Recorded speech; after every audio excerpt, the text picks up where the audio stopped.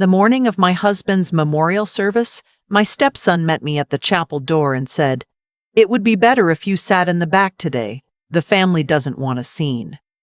Then he handed me a folded program like it was a coat check ticket and walked back inside. I stood there, in the vestibule of First Methodist on Cedar Avenue, holding the program with my husband's face on the cover. Calvin's face.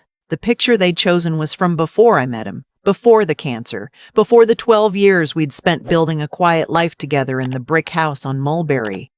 He was younger in that picture. Thinner. Wearing a tie I'd never seen.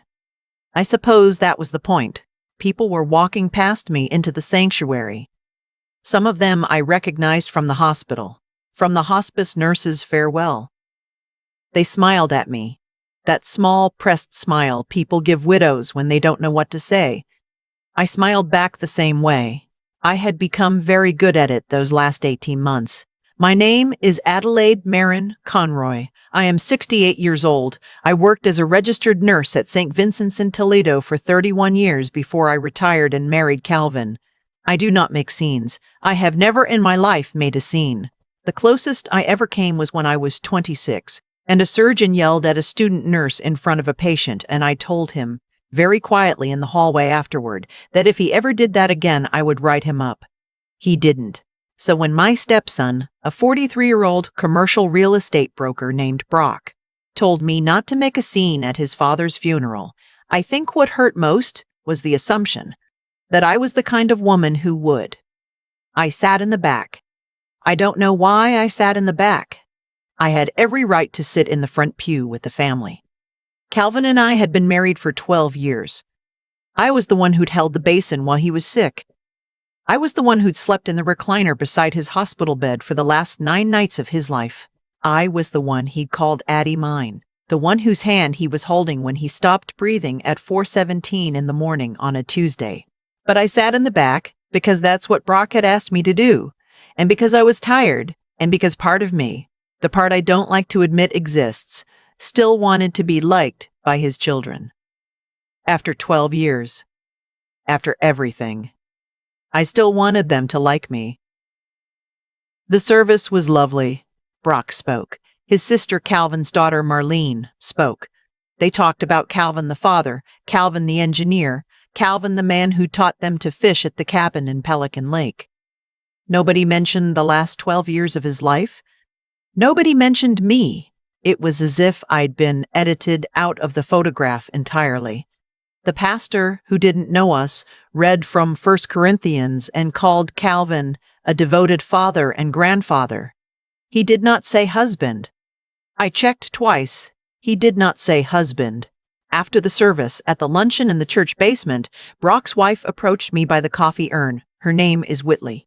She is one of those women who wear pearls to do yard work. She put her hand on my arm in that confidential way and said, "Adelaide, we need to talk about the house." I said, "The house?" She said, "Mulberry. Brock and Marlene think it would be best if we moved forward quickly. Calvin would have wanted everything to go to the children. You understand." I looked at her. I looked at the coffee urn. I looked at the little paper plate of egg salad sandwiches she was holding in her other hand, and I said, "Whitley, this isn't the day." She said, "We just want to be respectful of Calvin's wishes." I excused myself and went to the bathroom and stood at the sink for a long time, looking at my own face in the fluorescent light. I had not cried in front of anyone yet. I did not cry then. I washed my hands, dried them, walked out, and drove home alone in the gray Buick Calvin had bought me for our 10th anniversary. The dashboard still had the rosary his mother had given him hanging from the rearview mirror. I left it there. I want to tell you about Calvin, because if you don't understand who he was, you won't understand what came next. Calvin Reed Conroy was a structural engineer who designed bridges. The kind of bridges you drive over without thinking about. He worked for the same firm in Toledo for 38 years before he retired at 65. His first wife, Pamela, died of a brain aneurysm when their kids were teenagers. He raised Brock and Marlene alone for almost 20 years before he met me. He met me at a grief group at the Unitarian Universalist Church, where I had gone after my brother Dennis died of an overdose. Calvin had been going for years. We didn't speak the first 6 weeks. The 7th week, he brought me a coffee with 2 sugars without asking how I took it, and I asked him how he knew, and he said, "I watched you make it last week." That was Calvin. Quiet. Paying attention. We were married at the courthouse in 2013 with my sister Donna and his old engineering partner as witnesses. His kids did not come. Brock told Calvin it was too soon. Pamela had been dead for 11 years. Marlene said she had a work conference. She did not have a work conference. She did not have a work conference. I knew because her assistant told me later when she called the house to leave a message about Thanksgiving plans and accidentally said too much. I tried for 12 years to win them. I sent birthday cards.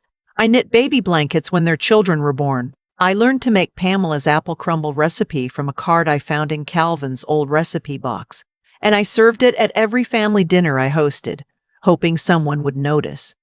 Nobody ever did. When Calvin was diagnosed with pancreatic cancer in the fall of 2023, Brock and Marlene began appearing in our house with a frequency they had never previously demonstrated. They asked about insurance. They asked about the house deed. They asked, very casually, about the cabin at Pelican Lake. Calvin and I had been talking about going there one last summer. We never made it. The will was read 4 days after the funeral in the law office of a man named Whitcomb, on the 3rd floor of a building downtown that smelled like old paper. Brock and Marlene were there in matching dark colors. Whitley came too, although she wasn't named in the will, and sat in the corner with her phone taking notes. Calvin had revised his will 16 months before he died. I knew this because he had told me. He'd told me the night he came home from the lawyer, sat at the kitchen table while I made him a cup of chamomile and said, "Addie, I want you to know I've taken care of you. The house is yours outright. The retirement accounts will be split, but you'll have enough. The cabin goes to the kids. I want it that way. It was their mother's place. But the rest, I wanted you to know, the rest is taken care of." I had cried a little and said thank you, and he had taken my hand across the table, and that was the end of it. We didn't speak of it again. In the lawyer's office, Mr. Whitcomb read the will. The house on Mulberry to me. The retirement accounts split equally 3 ways. The cabin to the children jointly. A small bequest to the church. A small bequest to the hospice. And one more thing, a brokerage account, opened in 2014, that Calvin and I had jointly built over 12 years from his bonus checks and my modest pension. Value at time of death, $312,000. To be distributed entirely to me. Brock said, "I'm sorry, that's not possible." "Mr. Whitcomb said, "I'm afraid it is, Mr. Conroy. The account was held in joint tenancy with right of survivorship. It transferred to your stepmother at the moment of your father's death. It is, technically, already hers." Brock said, "Stepmother." Like the word was a small bone he was trying to spit out. I sat very still in my chair. Marlene started crying, but in that performative way some women have where they want you to comfort them. I did not comfort her. Whitley typed on her phone. Brock looked at me across the conference table and said, "Adelaide, we need to talk." I said, "Of course we do." We met 3 days later at a coffee shop on Reynolds Road. I chose it. It was a Panera, because I wanted a public place, and I wanted to be uncomfortable, because I have learned in my life that the smallest discomfort can keep a woman from agreeing to things she does not want to agree to. I ordered a chicken noodle soup.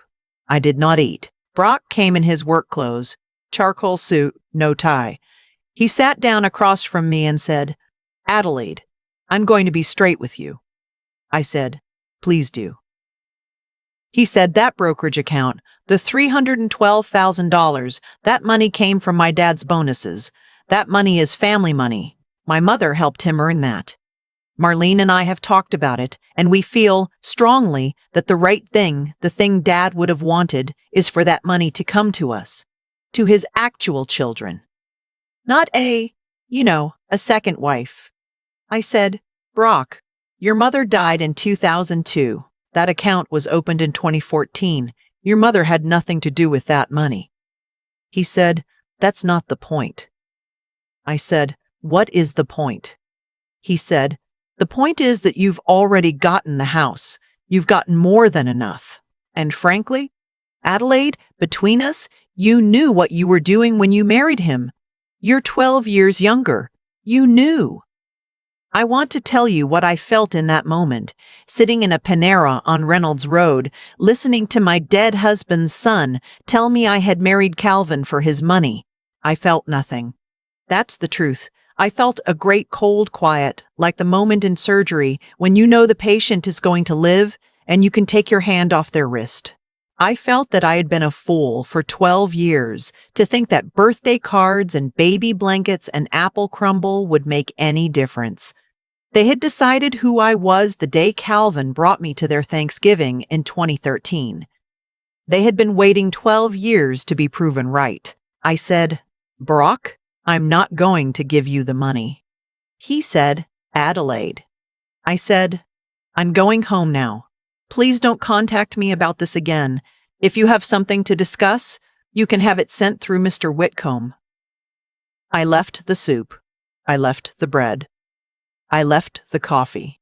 I walked to my Buick in the parking lot, and I sat in the driver's seat with my hands on the steering wheel, and I did not cry.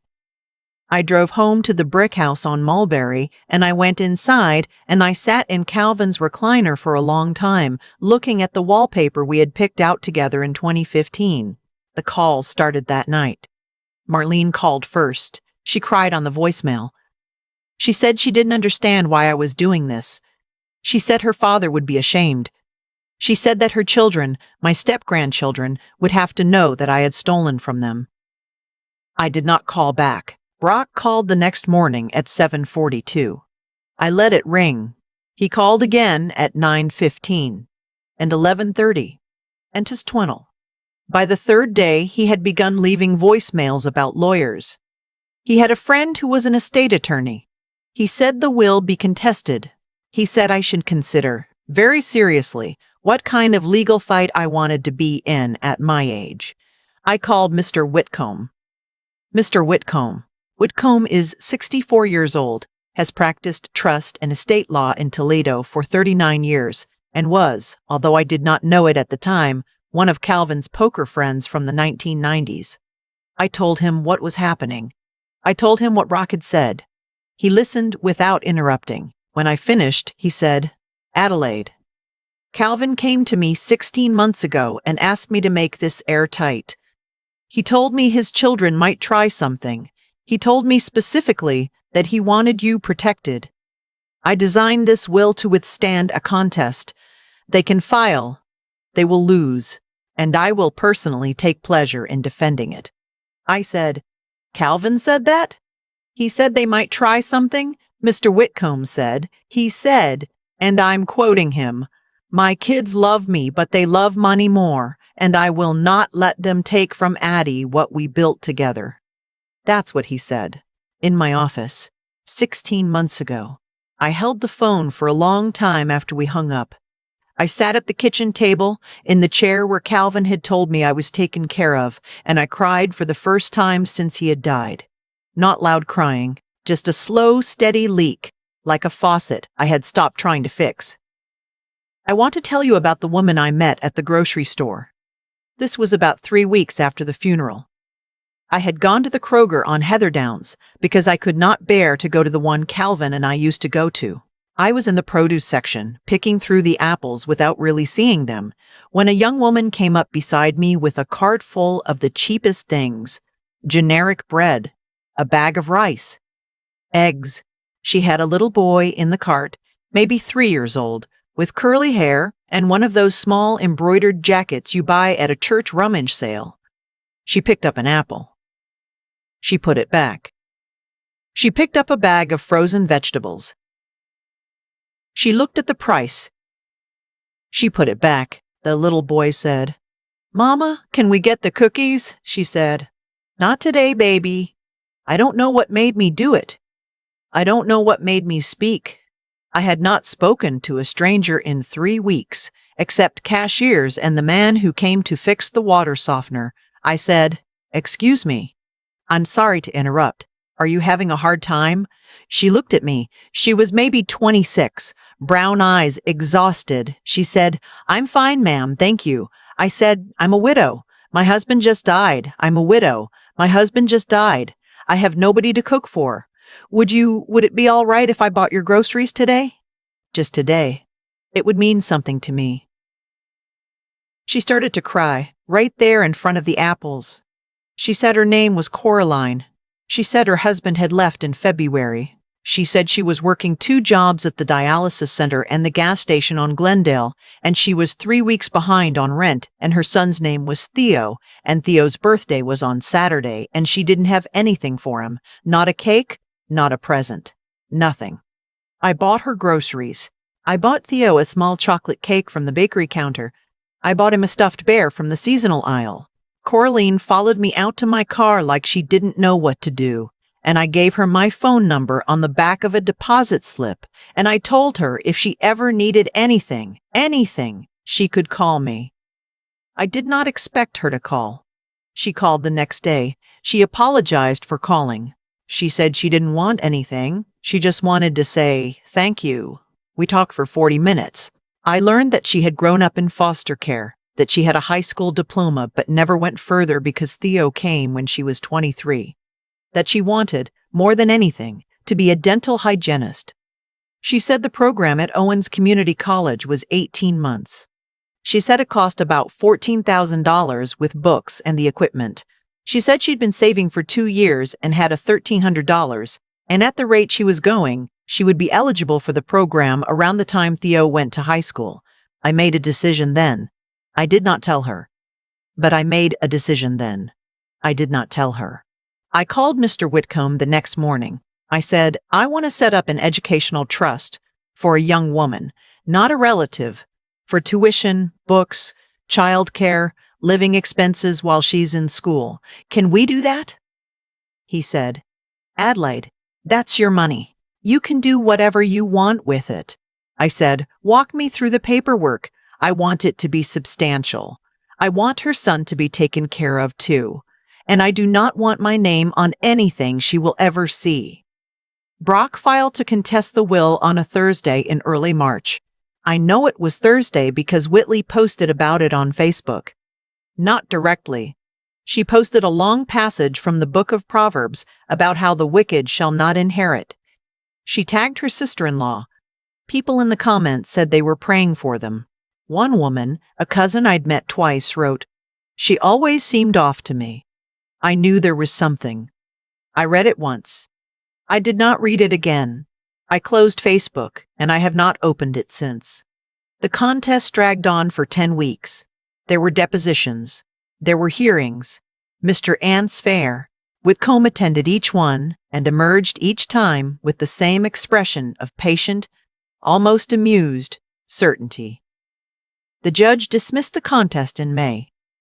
Brock and Marlene were ordered to pay $11,400 in attorney's fees, jointly. I did not gloat. I did not claw them. I did not respond when Marlene sent me a long email about how I had ripped their family apart. But I want to tell you what happened in the middle of it. While the lawyers were filing motions, while Whitley was posting Bible verses, while I was sitting alone in the house on Mulberry, listening to the radiator click in the mornings, Coraline called me on a Tuesday night. She said, "Ms. Adelaide, I got something in the mail today. I think it's a mistake. It's from a lawyer. It's about a scholarship. It says I'm enrolled at Owens. It says my tuition is paid for the whole program and books, and childcare for Theo at the campus center. I don't understand." I said, "It's not a mistake, sweetheart." She was quiet for a long time. Then she said very softly, "Was this you?" I said, "It was a friend who wanted to help." She said, "Miss Adelaide, I can't accept this. This is too much." I said, "Coraline, listen to me. I'm going to tell you something. My husband and I worked for 50 years between us. We built a life. We saved every penny we could. We were planning on giving most of it to family, the way people do. But the family I married into did not want me. They've spent 12 years making sure I knew. And now Calvin is gone, and the money that was supposed to be a legacy for anyone, is just sitting there.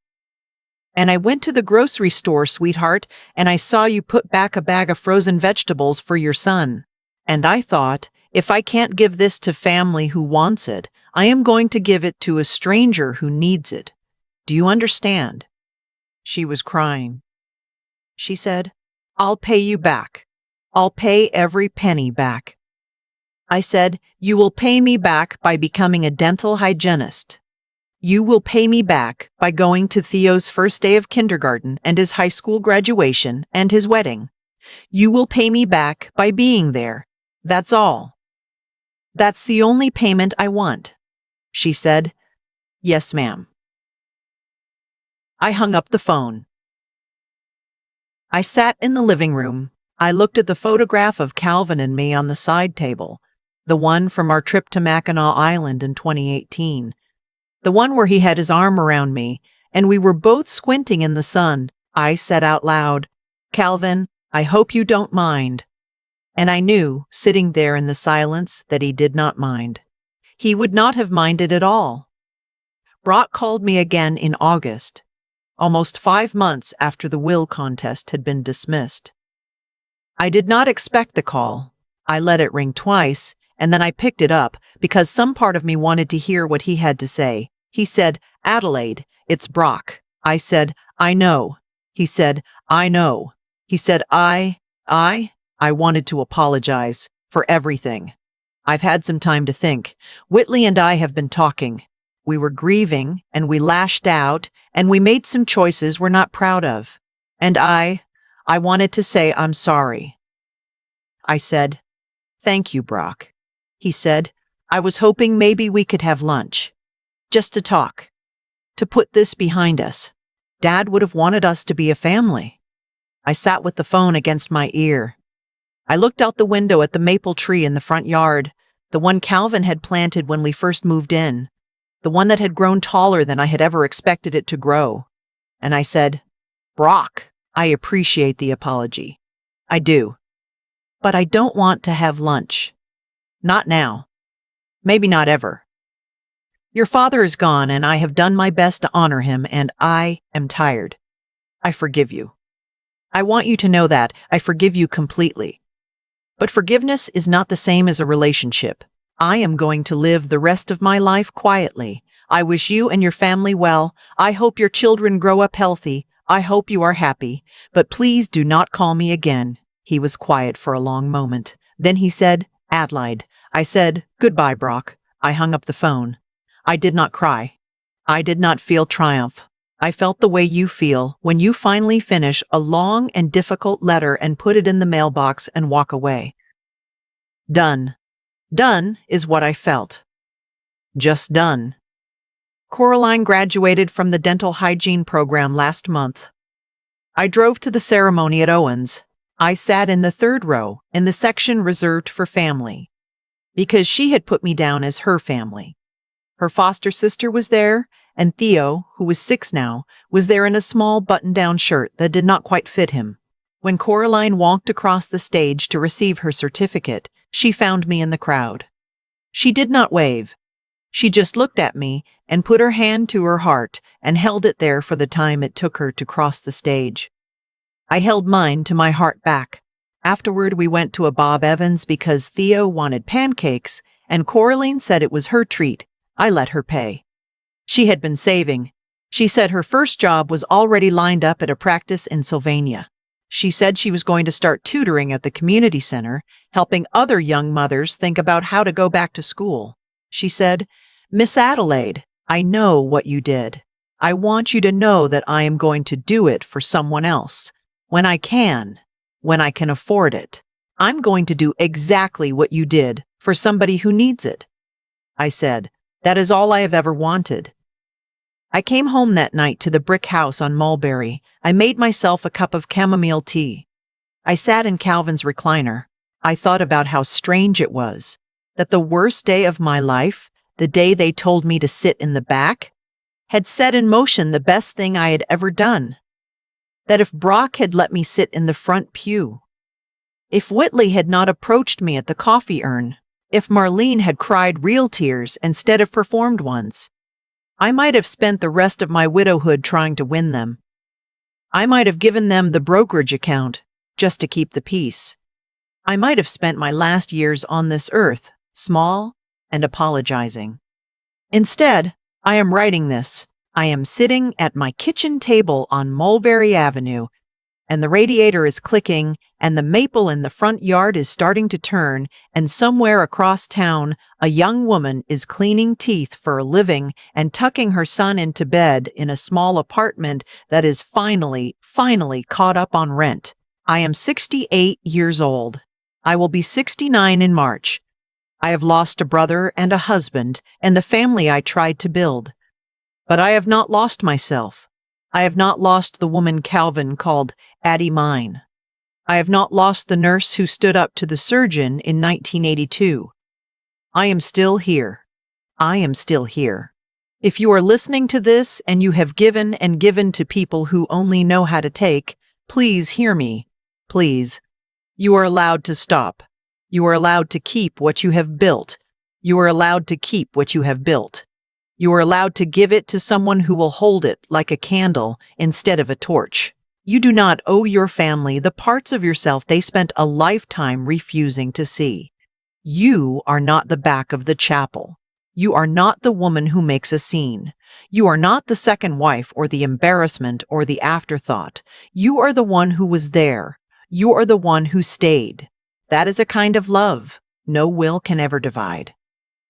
If this story found you somehow, if any piece of it landed where you needed it to land, I would like to know. Leave a word in the comments. Tell me about someone who held you up when nobody else did. Or someone you held up, even when it cost you. Subscribe if you would like to sit with me a while longer. There are more stories, and I have time now. More time than I ever expected. And I would like to spend some of it with you. I have thought a great deal, in the months since Calvin died, about how a single sentence can change the shape of a life. Brock did not know it that morning at the chapel door, but when he told me to sit in the back, he was not stopping a scene. He was starting one, just not the one he was afraid of. I believe in cause and effect the way a nurse believes in cause and effect. You see a wound, you understand what made it. You see a healing, you understand what allowed it. Nothing in this world arrives without a reason walking just behind it. Brock and Marlene did not become the people who tried to take that brokerage account in a single afternoon. They became those people slowly. Over 12 years of small refusals, 12 years of skipped Thanksgivings and unread cards, and the quiet permission they gave each other to never see me. And I did not become the woman who said no to them in a single afternoon either. I became her over 12 years of trying too hard, of apologizing for taking up space at their father's table, of mistaking my own kindness for weakness. The day at the funeral was not the cause of what came after. It was the harvest of everything that had been planted. What I want to say to anyone who finds themselves where I found myself is this. Goodness is not the same as smallness. A decent person is not a doormat with a heartbeat. Calvin loved me for 30,000 small reasons, and not one of them was that I made myself easy to overlook. The mistake I made for too many years was confusing patience with disappearance. I thought that if I was quiet enough, kind enough, useful enough, his children would eventually let me in. But people do not change their minds about you because you make yourself convenient. They change their minds, if they ever do, because they finally see what they are losing. I gave that money to Coraline because she was a young woman in a grocery store who put a bag of frozen vegetables back on the shelf for her son. That is the whole reason. There was no grand plan. There was only a woman who had spent her life being told she did not belong in certain rooms, and another woman, 2 generations younger, who had never been told she belonged anywhere. I had what she needed. She had what I needed, which was the chance to use my life for something that mattered. We were each other's repair. If you are listening to me and you are tired, if you have been the one who held everything together while everyone else got to be tender with their grief, Please understand. Your decency is not a debt you owe forever. Your strength is not a punishment. You are allowed to spend the second half of your life choosing who deserves the wealth of you. That is not bitterness. That is wisdom. That is the kind of clear, steady judgment that comes only after a lifetime of paying attention. I am here.